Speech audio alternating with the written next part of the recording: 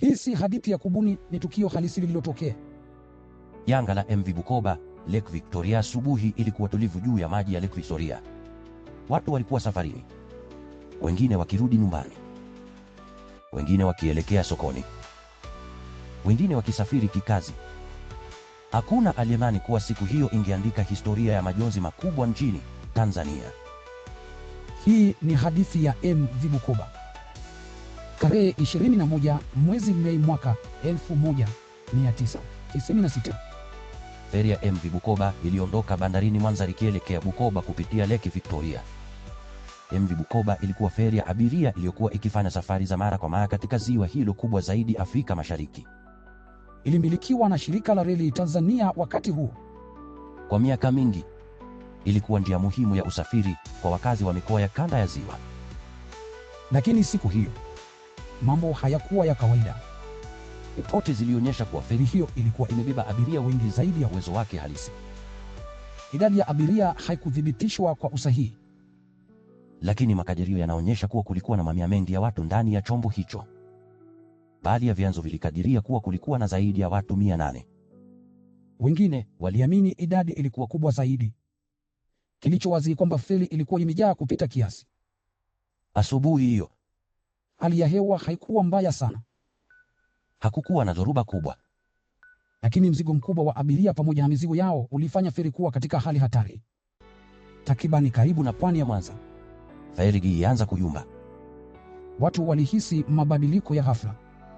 Baadhi walidhani ni jambo la kawaida, lakini ndani ya muda mfupi hali ilibadilika haraka. MV Bukoba ilipinduka. Ilichukua muda mfupi sana. Ndani ya dakika chache, chombo kizima kilikuwa kimezama chini ya maji ya Lake Victoria. Mayowe yalitawala hewani. Watu walijikuta ndani ya maji bila maandalizi. Wengine hawakujua kuogelea. Wengine walikwama ndani ya chombo kilichozama. Operesheni ya rescue haikuwa ya haraka kama ilivyotarajiwa. Wavuvi wa eneo hilo walikuwa miongoni mwa watu wa kwanza kufika kusaidia. Walitumia mitungu yao kuvuta manusura kutoka majini, lakini msaada rasmi ulichelewa. Ripoti nyingi zilikosoa mwitikio wa awali wa mamlaka. Ilielezwa kuwa vifaa vya uokoaji havikuwa vya kutosha. Hakukuwa na maandalizi madhubuti ya kushughulikia janga la aina hiyo. Idadi ya vifo ilitangazwa kuwa zaidi ya watu 800 kwa takwimu za ofishali. Hata hivyo, baadhi ya familia na mashuhuda waliamini kuwa idadi halisi ilikuwa kubwa zaidi. Miili mingi ilipatikana, lakini si yote. Taifa liliingia katika maombolezo. Familia zilipoteza wapendwa wao. Watoto walipoteza wazazi. Wazazi walipoteza watoto. Maumivu yalikuwa makubwa. Uchunguzi uliofuata ulionyesha mambo kadhaa muhimu. Kwanza, kulikuwa na tatizo la kuzidisha abiria kupita kiwango kilichoruhusiwa. Pili, kulikuwa na upungufu wa vifaa vya usalama kama jaketi za kuokoa maisha. Tatu, kulikuwa na mapungufu katika usimamizi na udhibiti wa safari za majini. Janga hili lilifichua udhaifu mkubwa katika sekta ya usafiri wa majini nchini. Baada ya tukio hilo, serikali ilitangaza hatua za kuboresha usalama katika Lake Victoria. Sheria za usafiri wa majini zilianza kuangaliwa upya.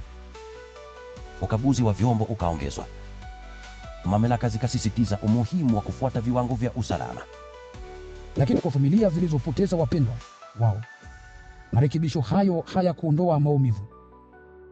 MV Bukoba ilibaki chini ya maji kwa muda.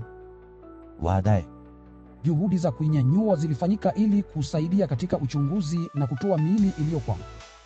Tukio hili linabaki kuwa moja ya majanga mabaya zaidi ya majini barani Afrika katika nyakati za amani. Ni ukumbusho kuwa uzembe mdogo unaweza kugeuka janga kubwa. Ni ukumbusho kuwa sheria za usalama zipo kwa sababu. Ni ukumbusho kuwa maisha ya binadamu hayawezi kubadilishwa.